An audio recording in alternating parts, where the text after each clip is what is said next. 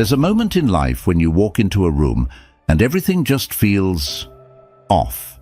You can sense it, the subtle shift in energy, the way people avoid eye contact, or give those quick, polite smiles that don't quite reach their eyes. It's like you're invisible, or worse, an outsider. And it hits you. Something about the way you're showing up is causing people to look down on you, even if no one says it out loud. But here's the thing. Most of the time it's not about who you are, but about the habits you're carrying. Habits that might be pushing people away without you even realizing it. I've been there too, caught up in patterns that made me my own worst enemy. But as the Stoics teach us, self-awareness is the key to change. So today we're diving into 7 habits that could be sabotaging your relationships and reputation, and how Stoic philosophy can help you break free from them. This isn't about perfection, it's about progress. And if you appreciate what we're doing here, the simple, free favor I'll ask from you is to hit that subscribe button. And trust me, don't skip any part of this video. You won't want to miss the insights that could change how people see you. Let's get into it. Number 1. Gossiping. We've all done it at some point, right? It's almost like it's wired into us, this urge to share the latest scoop, to be in the know about someone else's drama. It feels innocent, even fun, because who doesn't like to feel connected or like they're part of the in crowd? But here's the truth. Gossip is like a double-edged sword. Sure, you might feel a sense of bonding in the moment, but every time you dish out someone else's business, people around you are silently asking themselves, if they're talking about them behind their back, what are they saying about me? That's where the real damage happens. Gossip creates a ripple effect of distrust.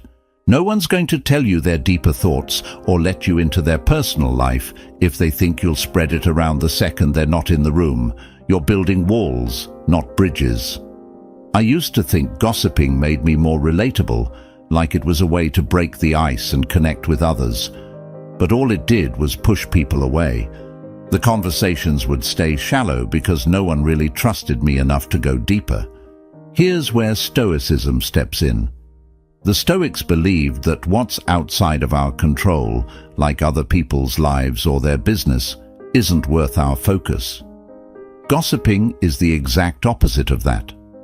It's wasting mental energy on things we have zero control over. Instead of being caught up in other people's drama, we should focus on controlling ourselves, our actions, our words, and how we show up in the world. When we gossip, we're not just bringing others down, we're lowering our own value. Marcus Aurelius once said, "Waste no more time arguing about what a good man should be. Be one." It's a powerful reminder that the energy we spend talking about others could be better spent improving ourselves. And here's something else to think about. When you gossip, it's usually to avoid looking at your own flaws, your own struggles. It's way easier to point out what someone else is doing wrong than it is to sit with your own discomfort. But that's the thing about Stoicism. It challenges you to stop avoiding your own reflection. Instead of talking about what someone else should fix, ask yourself, what can I fix in my own life? That shift alone can be life-changing. If you find yourself in a group where gossiping seems to be the norm, it takes real strength to step away from it. And guess what? That's where real respect comes in. When you're the person who says, "I'm not going to talk about others like that," people notice. They might not say it, but they'll respect you for it.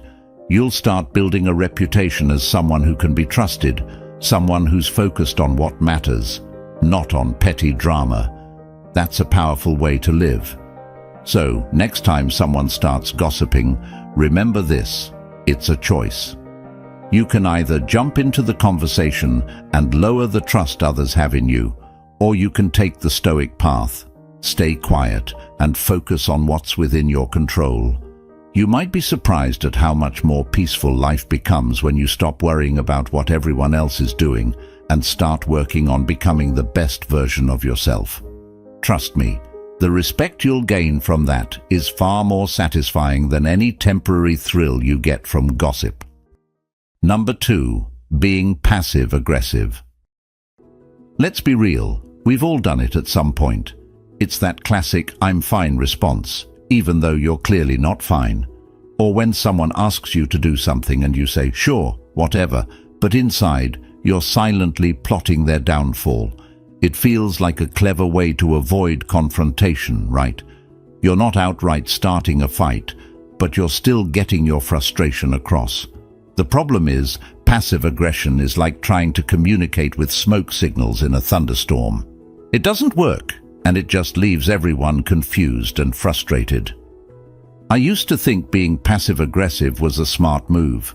Like, why argue or be direct when you can just throw a little shade and make the other person feel bad without ever saying what's really bothering you? But here's the thing. No one is a mind reader. And if they are, they're probably ignoring those passive-aggressive signals on purpose because it's exhausting. Instead of solving the issue, you end up creating this weird tension where nothing gets resolved and everyone feels annoyed. You feel frustrated because they didn't magically understand what's wrong, and they feel frustrated because you're acting like everything's fine when it clearly isn't. Stoicism has a really clear answer to this kind of behavior. The Stoics valued honesty and clear communication, seeing it as a way to live in harmony with others. Marcus Aurelius talked about the importance of speaking the truth as it is, without hiding behind emotions. When you're passive-aggressive, you're doing the opposite. You're hiding what you really feel because you're afraid of conflict or afraid of being vulnerable. But here's the thing, avoiding confrontation doesn't make the problem go away, it just makes it fester. And eventually, that unspoken resentment is going to explode in a much uglier way. Being passive-aggressive is like emotional dodgeball. You think you're avoiding the problem by not being direct, but really, you're just hitting people with your frustration in a way they can't fix. It's like setting a trap that no one knows is there, and then being mad when they don't fall into it. It's unfair to you, and it's unfair to the people around you. The worst part is, passive aggression makes you seem difficult to deal with, manipulative even.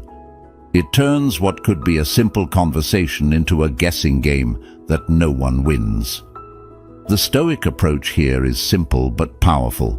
Communicate clearly and directly. Yes, it can be terrifying at first, especially if you're used to hiding behind passive aggression to avoid conflict. But trust me, being upfront about how you feel saves you so much emotional energy in the long run. It's about being vulnerable, yes, but also about being strong enough to say, "This is what's bothering me," without expecting someone else to just figure it out. People respect honesty, even if it's uncomfortable. More importantly, you start respecting yourself when you stop playing games and start having real conversations. I'll be honest, the first time I actually expressed my feelings instead of sending a shady text or giving someone the cold shoulder, I was scared, but it was also liberating. Instead of feeling like I had to dodge the issue, I faced it head on. And guess what? The world didn't end. In fact, things got better. People responded with more respect, and I felt a weight lift off my shoulders. When you're clear about your feelings, people know where they stand with you, and that builds stronger, more authentic relationships. So, the next time you feel like firing off a passive-aggressive text or giving someone the silent treatment, ask yourself, do I want to keep playing this game, or do I want to grow up and handle this like an adult? Passive aggression keeps you stuck in a cycle of frustration and disappointment, while clear communication sets you free. Life gets so much easier when you stop expecting people to read your mind and start telling them what's really going on. It might be uncomfortable at first, but trust me, the respect you gain from being direct is worth it. Stoicism teaches us to face challenges with courage and honesty, and this is one area where that wisdom can truly change your life. Number 3. Never taking responsibility. We all know that person who always has an excuse ready to go. Maybe it's even been you. You know how it goes. Missed a deadline? Oh, the Wi-Fi went down. Late to a meeting? Traffic was terrible. Didn't finish something important. Well, no one told me the due date. It's this constant deflection of blame that, in the moment, feels like a way to protect yourself from criticism. But here's the thing. When you're always passing the buck, you're actually doing the opposite of what you think. You're not avoiding responsibility. You're avoiding growth. And guess what? People notice. But here's the reality check. When you're constantly shifting the blame, people start to see you as unreliable. You become the person no one can count on because nothing is ever your fault. And worse than that, you're actually robbing yourself of the chance to improve. Every time you avoid taking responsibility, you miss out on an opportunity to learn something, to become better. The Stoics had a powerful view on this. They believed that the only thing we truly have control over is ourselves, our actions, our reactions, our decisions. Epictetus once said, "It's not what happens to you, but how you react to it that matters." When you're blaming the world around you, whether it's traffic, technology, or even other people, you're giving away your power. You're telling yourself, "I'm not in control of this situation." But here's the hard truth. Taking responsibility, owning up to your mistakes, is the most empowering thing you can do. Why? Because when you own it, you can fix it. You can change the outcome next time. I remember a time at work when I missed a big deadline. My first instinct was to whip out my usual list of excuses. Too much on my plate, didn't get the email in time, technical issues, you name it. But then something clicked. I realized that none of those excuses would make the situation better. They wouldn't change the fact that I had dropped the ball. So I tried something different. I went to my boss and simply said, "I messed up. I didn't manage my time well. I'll do better next time." And you know what? My boss didn't freak out. No one lost their mind. In fact, my boss respected me more for owning up to it. And I felt a sense of relief for not hiding behind excuses. This is where Stoicism really shines. It teaches us that taking responsibility is not about admitting defeat or looking weak. It's about taking control of our own lives. When you take responsibility for your actions, you reclaim your power. You stop being a victim of your circumstances and start being the driver of your own life. And here's the thing, no one expects you to be perfect. People just want you to be honest and accountable. When you can look at a situation and say, "Yeah, I could have done better," you're already on the path to growth. That's where real respect comes from, both from others and, more importantly, from yourself. One of the toughest lessons I've learned is that excuses don't protect you, they trap you. They keep you stuck in the same cycle of mediocrity, because if everything's always someone else's fault, then there's nothing for you to improve on, right? Wrong. When you stop making excuses and start taking responsibility, everything changes. You start seeing where you can do better. You start learning from your mistakes instead of running from them. And the people around you? They start trusting you more because they know you're someone who's not going to pass the blame when things go wrong. So, the next time you're tempted to blame something or someone else for a mistake, pause. Ask yourself, what part of this is within my control? You might be surprised at how much of it is. Own your mistakes, and you'll find that people respect you more, not because you're perfect, but because you're real. Stoicism teaches that life is about focusing on what we can control, and when it comes to responsibility, that's one of the most empowering lessons you can embrace. Remember, it's not about being right all the time. It's about owning when you're wrong and growing from it. That's where real strength comes from. Number 4. Poor hygiene. This is one of those things that seems obvious, but it's amazing how often people overlook it. We're talking about the basics here: regular showers, brushing your teeth, clean clothes. It sounds simple, right? Yet somehow, we all know that person who just doesn't seem to prioritize these things. And trust me, it affects how people see you. Stoicism teaches us the importance of self-respect, and honestly, hygiene is one of the simplest ways to show respect for yourself and others. Now, let me be clear. Hygiene isn't just about smelling good, though that's definitely part of it. It's about showing the world that you value yourself enough to take care of your body. You might think, well, if I'm a good person, people will see past how I look or smell. But here's the harsh truth. People notice. If you're not taking care of your hygiene, they start to wonder what else you're neglecting. Maybe it's not fair, but it's reality. Poor hygiene can signal to others that you're disorganized, unreliable, or even lazy. And the Stoics understood that our external behavior, what we do with our bodies, how we present ourselves, reflects our internal state of mind. It's all connected. Stoicism is all about paying attention to what's within our control. And hygiene is one of those things we can control 100%. It's the simplest way to show that you're on top of your life. Marcus Aurelius wrote about the importance of physical cleanliness as a form of discipline. And it's true, taking care of your hygiene is a form of discipline. It's about doing what needs to be done, even when you don't feel like it. And let's face it, some days you might not feel like showering or brushing your teeth, especially if you're going through a rough time. But here's the thing, taking care of your physical body can actually help pull you out of that mental slump. When you're not feeling great, whether it's burnout, stress, or just a bad day, skipping hygiene can seem like an easy shortcut.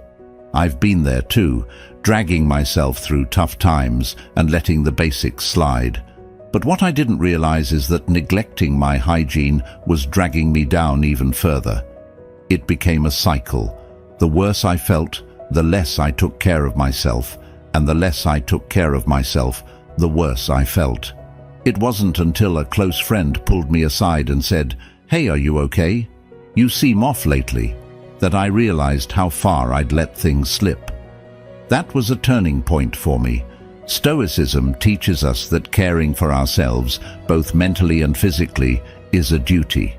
It's not just about looking good for others, it's about feeling good in your own skin. When you let go of basic hygiene, it's almost like you're telling yourself, "I'm not worth the effort." And that mentality can spiral into deeper issues. On the flip side, something as simple as a shower or clean clothes can shift your entire mindset. It's strange, but true. When you take care of the small things, it gives you the momentum to tackle the bigger things. Hygiene is like the foundation of self-care. If that's shaky, everything else is harder. And here's the practical side. Good hygiene is a form of self-respect that earns respect from others. People will notice if you take care of yourself, even if they don't say anything. It's one less barrier to connecting with others. You won't have to worry about whether someone's avoiding sitting next to you or if they're distracted by something else. You're showing up as your best self, and that's what Stoicism is about. Being the best version of yourself, no matter what's going on around you. So, if you've been neglecting the basics, this is your sign to take a step back and reset. Grab that soap, brush those teeth, wash your hair. Not for anyone else, but for yourself. Because when you feel clean and put together, it's like the rest of life feels a little bit easier to handle. Remember, hygiene isn't just about looking or smelling good. It's about showing that you value yourself and are ready to face the world with respect and confidence. And trust me, the people around you will appreciate it too. Number 5. Constant complaining. I know life throws curveballs, and it feels good to vent once in a while. But here's the thing. There's a fine line between healthy venting and falling into the trap of constant complaining. You know the type. Someone who finds a reason to gripe about everything, no matter how good things might actually be. It's too hot. It's too cold. The coffee is too weak. The Wi-Fi is too slow. They could be on a beach in paradise and still find something to complain about. And if you're sitting there thinking, I don't know anyone like that, well, you might want to check if that person is you. I've been there myself. Complaining is one of those habits that feels so harmless in the moment, but it has this sneaky way of bringing you down and dragging everyone else down with you. At first, it might seem like you're just being real or letting off steam, but when it becomes constant, it paints you as someone who only sees the negative. And here's the thing, people start to avoid negativity. If every time you open your mouth, it's to complain about something, even the people closest to you will start to distance themselves. No one wants to be around that dark cloud of negativity all the time. Stoicism teaches us that while we can't control what happens to us, we can control how we respond. Complaining is often our default response when things don't go the way we want them to. But here's the kicker. When you're constantly focused on what's wrong, you're training your mind to ignore what's right. Complaining becomes a habit, a mental pattern that locks you into this loop of negativity. Epictetus said, "We suffer not from the events in our lives, but from our judgments about them." Every time we complain, we're reinforcing those negative judgments instead of finding solutions, or, better yet, accepting what's out of our control. The Stoics would say that when you're stuck in a cycle of complaining, you're wasting energy on things you can't control, and you're missing out on the things you can. It's a mindset shift. Instead of focusing on what's wrong, you start focusing on what you can do about it. And if you can't change it, then let it go. Complaining doesn't fix anything. It just amplifies the problem and keeps you stuck. Once I realized that, I made a conscious effort to stop myself whenever I felt the urge to complain.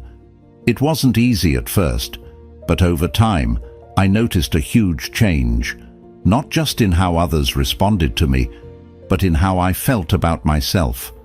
The truth is, constant complaining comes from a place of feeling powerless.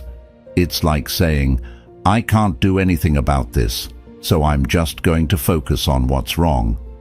But Stoicism reminds us that there's always something we can do, even if that something is just adjusting our attitude. Marcus Aurelius often wrote about gratitude as a way to combat negative thinking. When you focus on what you're thankful for, you don't have room to complain. It's a practice that takes time, but it's worth it. Instead of complaining about the cold office, I started thinking, hey, at least I have a job in a place that's comfortable enough to work. That shift in perspective doesn't change the situation, but it changes how you feel about it. And here's the best part. When you stop complaining, people notice. They feel lighter around you. You become the person who uplifts a conversation instead of dragging it down.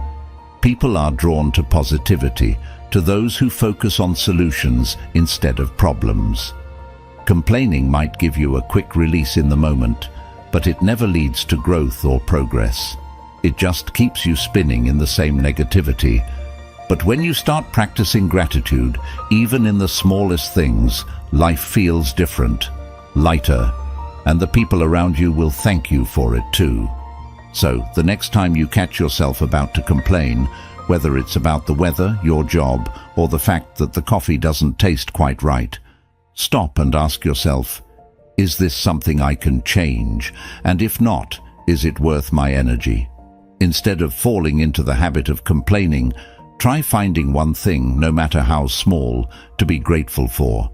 It won't just change how others see you, it'll change how you see yourself. That's what Stoicism is all about, choosing how we respond, no matter what life throws at us. Number 6. being chronically late. This is one of those habits that can sneak up on you because it doesn't always seem like a big deal at first. You think, oh, I'm just 5 minutes late, no one will notice. But here's the thing, those 5 minutes start adding up, and before you know it, you've become the person who's always late.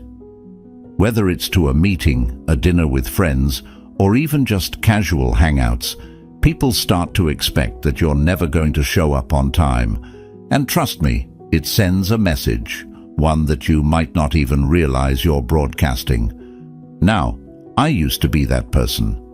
I thought being fashionably late was no big deal. In fact, I kind of thought it was cool, like it added some sort of mystique. But let's be honest, there's nothing fashionable about it. When you're constantly late, what you're really telling people is, my time is more important than yours. That's the message, whether you intend it or not. And the more I did it, the more I realized that it wasn't just about time management. It was a reflection of deeper issues, like my respect for others, and even my own anxiety about being fully present in situations. Stoicism teaches us the value of being disciplined and showing up fully, and that includes being on time. When you're late, you're not just disrespecting someone else's schedule, you're disrespecting the opportunity to be fully engaged in life. Marcus Aurelius talked a lot about how we should treat each moment as precious, because time is something we can never get back. Every time you're late, you're not only wasting other people's time, you're wasting your own. The Stoics believed in being present and making the most of the time we have, and showing up late is the opposite of that. What's more, being late often has less to do with poor time management and more to do with avoidance. Sometimes we're late because we're trying to avoid something.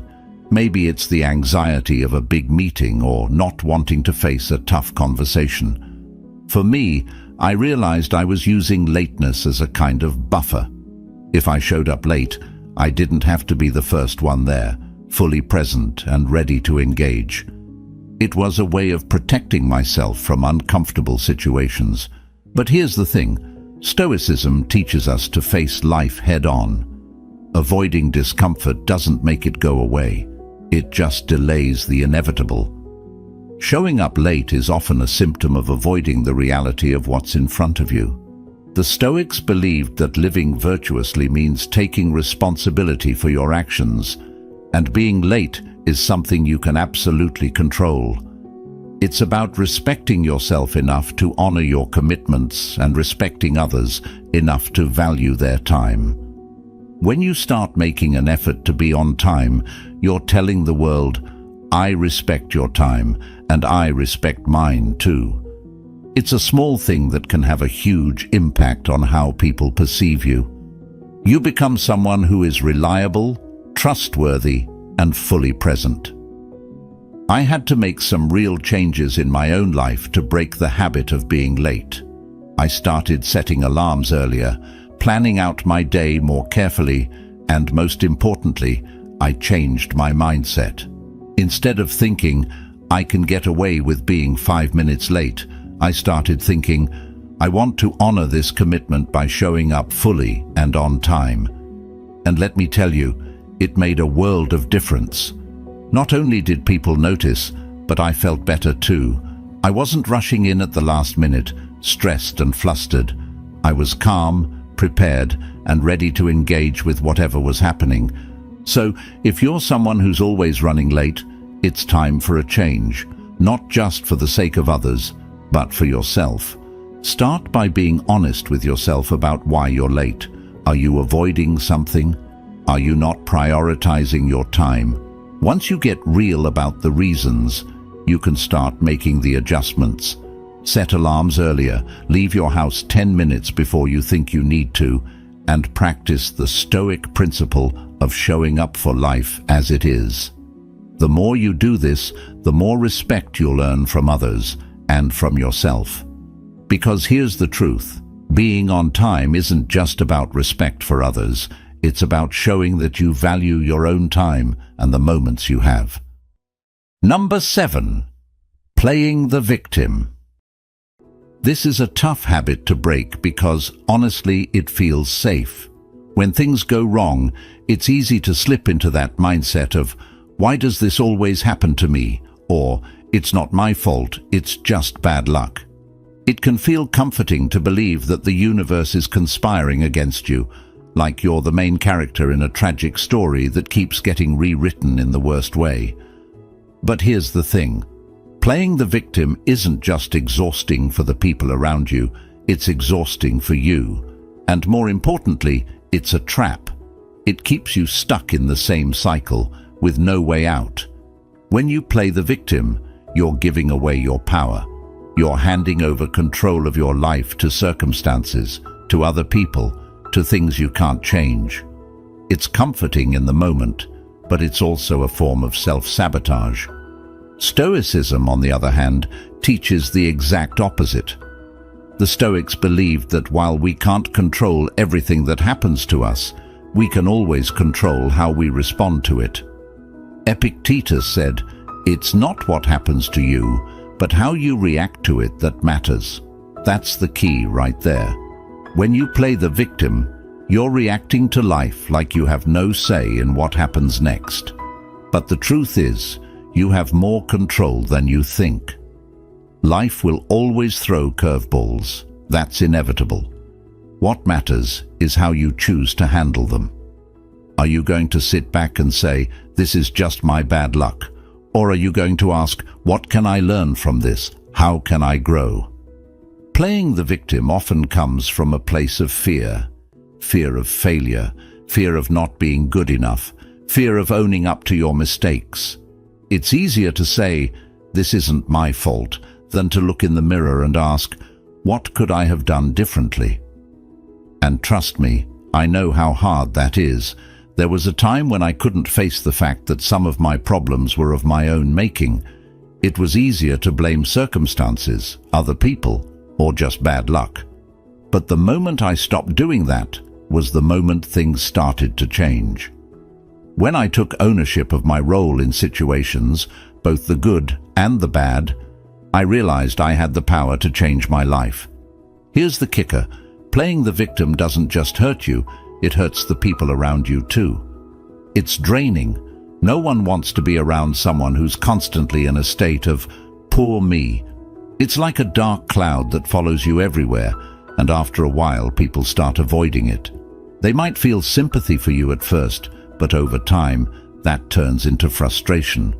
Why? Because deep down, people know that you have the ability to take control, and watching you not do it is frustrating. They see the potential in you that you're not tapping into. And here's something the Stoics would say: when you play the victim, you're missing out on an incredible opportunity for growth. Marcus Aurelius constantly reminded himself that life's challenges were actually chances to practice virtue. Instead of seeing setbacks as personal attacks, he saw them as a way to strengthen his character. What if, instead of asking, "Why does this always happen to me?" you asked, "How can this make me stronger?" That shift in mindset changes everything. Suddenly, life isn't happening to you, it's happening for you. Every challenge becomes a chance to become a better version of yourself. The Stoic approach is simple but powerful. Take ownership of your life. When you stop playing the victim, you start taking responsibility for what happens next. It's not about blaming yourself for everything that goes wrong.